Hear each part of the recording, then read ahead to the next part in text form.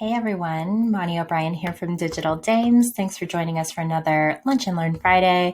Today we're talking about A/B testing for Facebook ads, and I'm going to be sharing with you 5 rules for designing your Facebook ad testing campaign. So let's dive in. So first off, a note on A/B testing. This is absolutely one of my favorite topics. Our clients love our A/B testing services. And in fact, A/B testing has become such a cornerstone of success when it comes to your digital marketing strategy. These 5 rules really apply to any organization.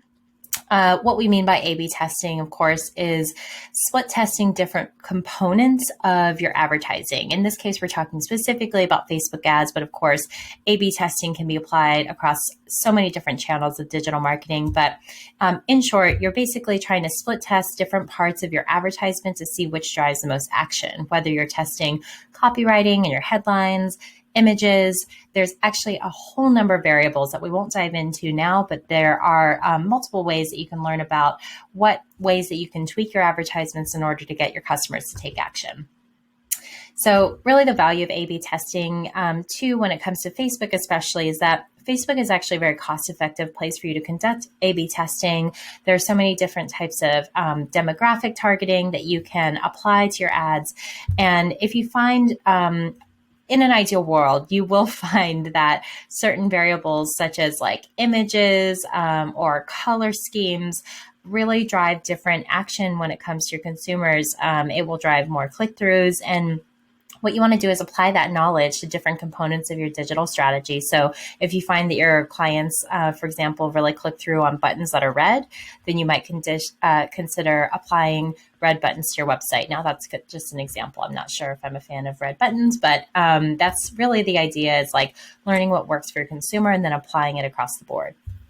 So these are our 5 rules as an agency when it comes to your digital, when it comes to your A/B testing strategy on Facebook, because it can be quite a labyrinth and you want to make sure you're making the most of your budget. So rule number 1 is always testing one variable and then deciding on what metric you're going to use to drive success.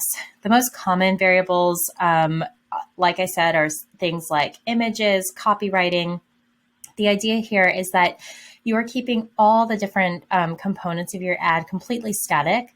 So you know for sure that it is, in fact, the copywriting, for example, that is driving the difference in action. So if you're testing headlines, do not make any other changes to the ads. You want to make sure that there's absolutely nothing different about any of the ads except for the variable that you're testing. So that's really going to help you make sure that you're getting like clean data that indicates exactly what it is that's causing a difference in click-through rates, for example, on the ads. When it comes to the metric, there are a ton of metrics available in Facebook. And so really you want to decide what's most important: click-through rate, conversion rate, checkouts. These are some of the most common metrics that we recommend to our clients and our clients like to see. Typically for first round of testing, you're always looking at click-through rate. If you get purchases on the first round, that's sort of icing on the cake. But really, the function of an ad is to get consumers just to click through and take that first action. So click-through rate is the variable that I typically recommend. And we won't dive into too much here, but really a good rule of thumb is to, like on this slide, have a question in mind. And a hypothesis. So the hypothesis being, in this first example, that changing the copywriting is going to influence the way that people click through on my ad.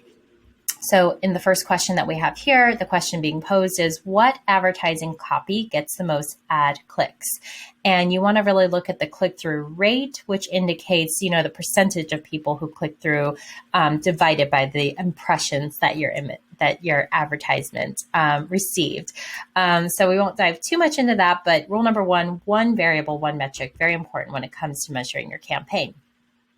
Rule number 2 is setting your sufficient budget. Now, it doesn't take a huge budget to run an advertising testing campaign.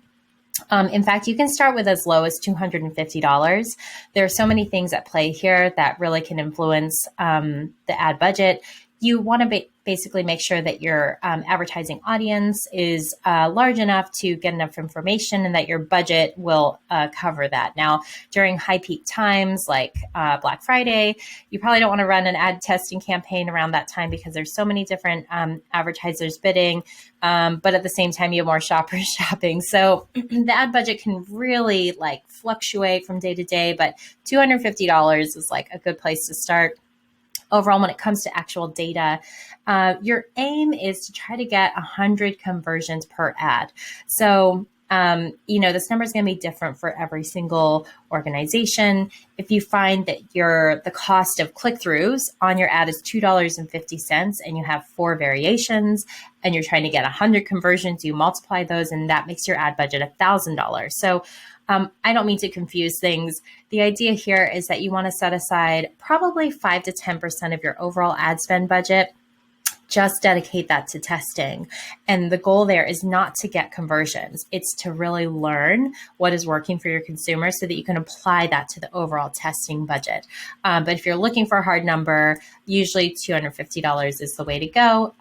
Of course, if you need help with budgeting questions like that, feel free to reach out to us. We're happy to lend a hand. But moving on to testing, or rule number 3 is making sure that your ad campaign is structured properly to make sure that the budget gets appropriately allocated. So we might be getting too much into the weeds here, but if you yourself are setting up your own ad testing campaign, this is a good rule of thumb, is to make sure you have one ad for every ad group.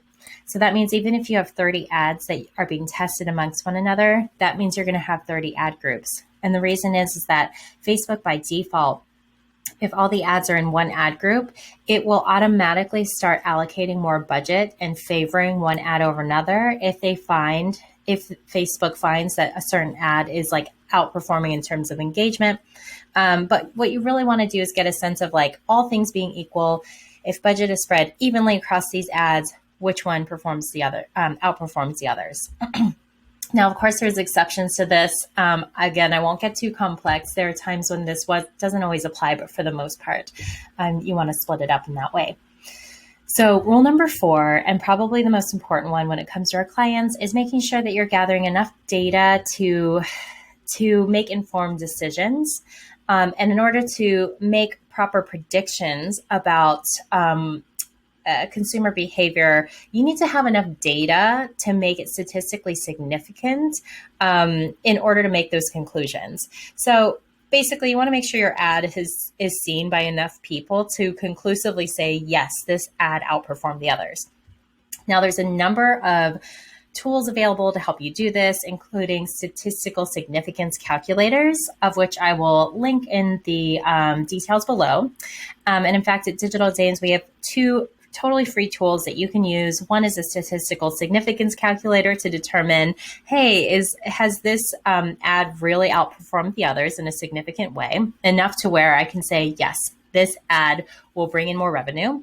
The other calculator that we have is actually more of a time calculator to get you provide you a sense of how long do I need to run this experiment in order to get enough data. If you have a low volume like website, or if your budget is really, really small and you can't put it all in at once, then that just means it's going to take way more time for your test to run. So anyway, all that to say, this is an example here where you've got your control variation A. You're typing in things like the number of impressions your advertisement saw, you're taking the number of clicks that your advertisement got, and then you're dividing that to get a conversion rate.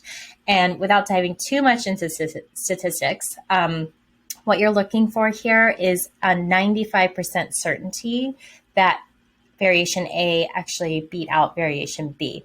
Again, this is a quick lunch and learn, so I'm not going to dive too much more into that. But rule number 4, making sure your results are valid or statistically significant in order for you to really determine that one advertisement is beating out the others. Rule number 5, this is more of an attitude thing. We feel it's so important to prioritize testing and to maximize that information. So again, I mentioned a 5 to 10% allocation of your budget. when it comes to ad spend on Facebook, if your budget's $5,000, trying to set aside $500 just for the purpose of testing, and knowing that the only thing that you're getting, or your primary aim in using that budget, is to learn from the data, not necessarily to get conversions, although you probably will. That's just icing on the cake. But the idea is to allocate a little bit of the budget to testing so that you can take that learning and apply it to the rest of your advertising budget. So I hope that you've learned a little something today. If you have any questions about your Facebook advertising strategy, we are here for you at Digital Dames. Follow the links below to learn more. And as always, thank you so much and happy digital marketing. Take care.